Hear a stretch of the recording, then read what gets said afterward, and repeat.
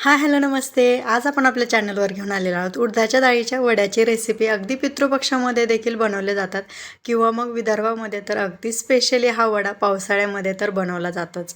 अगदी कमीत कमी साहित्यामध्ये आणि कुरकुरीत होण्यासाठी खूप साऱ्या टिप्स आपण व्हिडिओमध्ये पाहिलेल्या आहेत. त्यासाठी मी 1 वाटी उडदाची डाळ भिजवून घेतलेली आहे. 1 वाटी उडदाची डाळ भिजवून घेतल्यानंतर थोडीशी कपड्यावर टाकून सुकून घ्यायची आहे, म्हणजे फक्त पुसून त्यामध्ये पाण्याचं प्रमाण राहायला नको इतपत. त्यानंतर चवीनुसार हिरवी मिरची, जिरे, थोडीशी बडीशेप, कोथिंबीर आणि 1 गड्डी लसूण टाकून अशा प्रकारे आबडधोबड मिक्सरला फिरवून घ्यायचे आहे. पाण्याचा बिलकुलही आपल्याला इथे वापर करायचा नाही. कुरकुरीत होण्यासाठी काय ॲड करायचं ते तर पुढे पाहणारच आहोत. अशा प्रकारे मिरची वगैरे सर्व मसाला एकसाथ असा मिक्सरला फिरवला की अगदी छान अशी टेस्ट आपल्या वड्याची येते. तर आपण हे मिक्सरला फिरून घेतलेलं आहे. खूप सारी कोथिंबीर देखील तुम्ही इथे यूज करू शकता. 1 वाटीसाठी 1 चमचा जिरे, 1 चमचा बडीशेप, त्यानंतर थोडासा ओवा देखील ॲड केलेला आहे आणि छान कलर यावा, सोबतच कुरकुरीतपणा यावा यासाठी आपण इथे 2 चमचे दही देखील ॲड केलेलं आहे. खूप जास्त पातळ असं दही यूज करायचं नाही. आणि कलरसाठी अगदी थोडीशी अशी आपण इथे लाल मिरची पावडर देखील ॲड केलेली आहे. अजिबात गरज पडत नाही, पण फक्त थोडासा कलर येण्यासाठी यूज केलेली आहे. अशा प्रकारे मिक्स करून घ्यायचं आहे.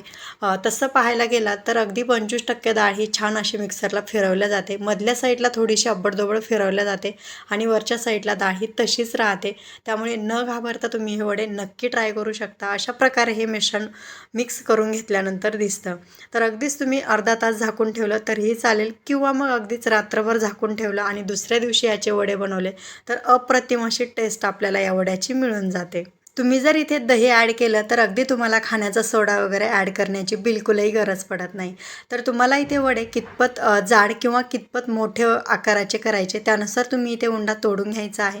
तर मी इथे प्लास्टिक शीट घेतलेला आहे, त्यावरती वडे थापून घेणार आहे.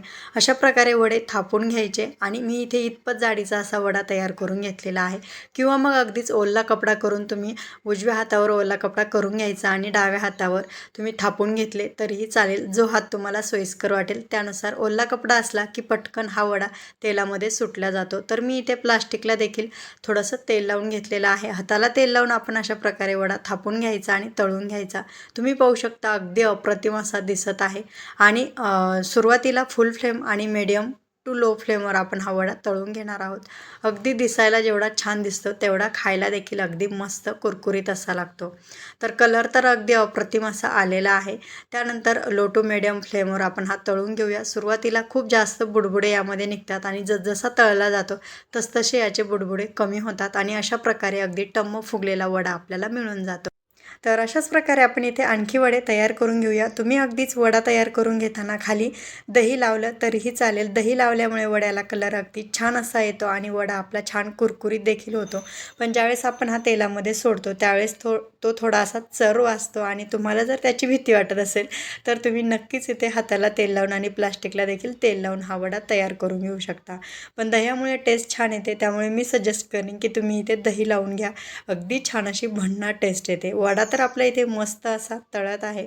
तर तुम्ही आपली ही रेसिपी इथपर्यंत पाहिली म्हणजे तुम्हाला नक्कीच आपली ही रेसिपी आवडली असेल. रेसिपी आवडली असेल तर रेसिपीसाठी 1 लाईक आणि चॅनलला सबस्क्राईब करायला विसरू नका. हे पहा अगदी टम्म फुगलेले आपले इथे वडे तयार झालेले आहेत. दिसायलाही अगदी छान असे दिसत आहेत आणि खायला तर अगदी मस्त टेस्टी वगैरे झालेले आहेत आणि कुरकुरीत तर अगदी छान असे झालेले आहेत.